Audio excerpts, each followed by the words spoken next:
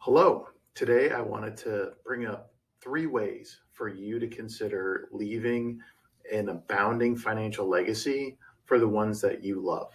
So we'll get right into it. Number one is taxes matter. So when you're thinking about your accounts and your assets and your estate, think about the taxability of each piece of that.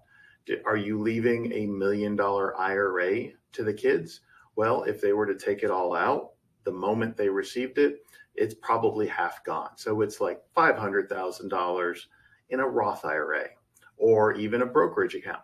So think about those things a little bit on the front end, and it will be more impactful, on the back end once, things happen. So the second way that we can also think about taxes and, being cognizant of that is doing things like utilizing certain trusts can have a tax implication that will impact your heirs or impact you while you're around. Also, something very simple is looking at doing annual Roth conversions. So if you consider doing Roth conversions, what that will do is you're basically paying the taxes today. You might be in a lower bracket than your children or your heirs, and you're paying the taxes so that they don't have to. So when you pass those accounts down, they're not inheriting a tax liability as well. So that's a very practical way to consider addressing the tax situation in the IRS. The second thing to consider, so we have taxes matter. The second thing is probate. We want to avoid probate as much as possible because probate is, number one, fairly expensive. Number two, it's public, and we don't need everyone knowing what your assets are and what the kids are getting.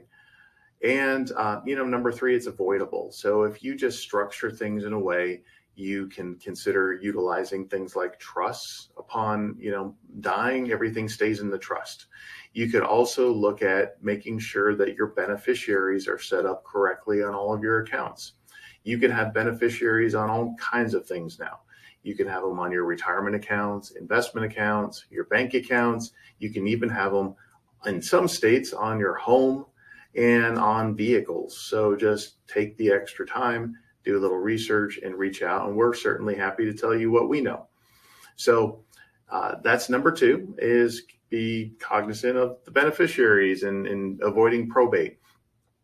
Number three, consider a charitable gift if that's part of your DNA. If you're giving anyway, what you could consider doing is utilize something called a donor advised fund. We've talked about this in other videos, but what it is it's essentially a way for you to put money into an account that you then control and your family can control down the road.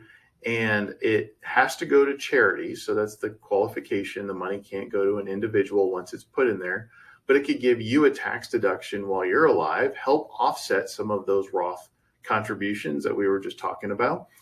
And when you pass it on to the children or whoever you choose to, it can be beneficial. You're passing down a legacy of giving, and it's also giving them an account to give out of.